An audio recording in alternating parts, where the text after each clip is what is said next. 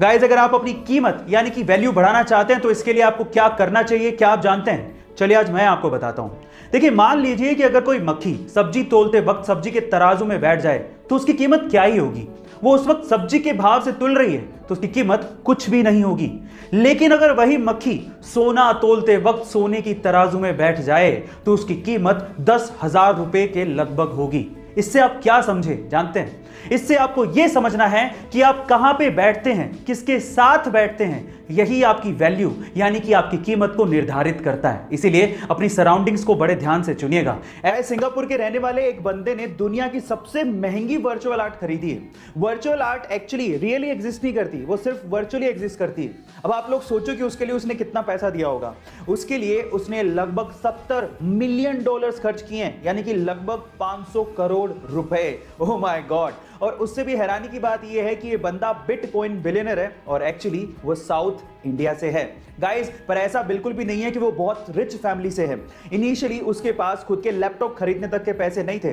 फिर उसने बिटकॉइन में $5,000 इन्वेस्ट किए और वही $5,000 आज $1 बिलियन में कन्वर्ट हो चुके हैं। गाइस, हमारी अर्थ प्लेनेट के पास तो एक ही चांद यानी कि मून है, ये तो आपको पता है। लेकिन अगर मैं आपसे सवाल पूछूं कि ऐसा कौन सा प्लेनेट है जिसके पास सबसे ज्यादा चांद है यानी कि मून है, तो आप क्या कहेंगे?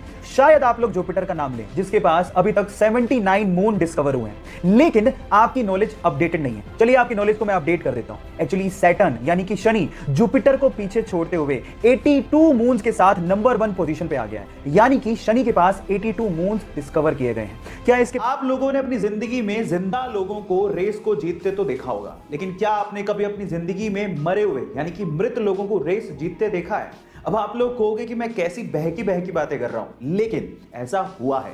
1923 की बात है, घोड़ों की दौड़ चल रही थी। उसमें से अचानक से एक घुड़सवार को हार्ट अटैक आ जाता है और वो वहीं घोड़े पे बैठा बैठा मर जाता है। लेकिन घोड़ा रुकता नहीं है, वो अपने घुड़सवार की मृत बॉडी को अपने ऊपर लिए दौड़ता रहता है और फाइनली फिनिशिंग लाइन को सबसे पहले क्रॉस करता है। और इसी तरह से वो घुड़सवार बन जाता है मरने के बाद पहली बार जीतने वाला घुड़सवार।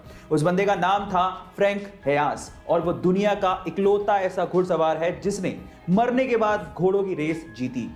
कभी कभार कुछ लोग कुछ ऐसा कर जाते हैं जिसे देखने के बाद इंसानियत पर भरोसा और भी ज्यादा बढ़ जाता है। कुछ ऐसा ही किया WWE फाइटर ट्रिपल एच ने। एक्चुअली हुआ कुछ यूं कि एक बच्चे को कैंसर था और उसकी आखिरी ख्वाहिश ये थी कि वो ट्रिपल एच के साथ फाइट लड़ना चाहता था।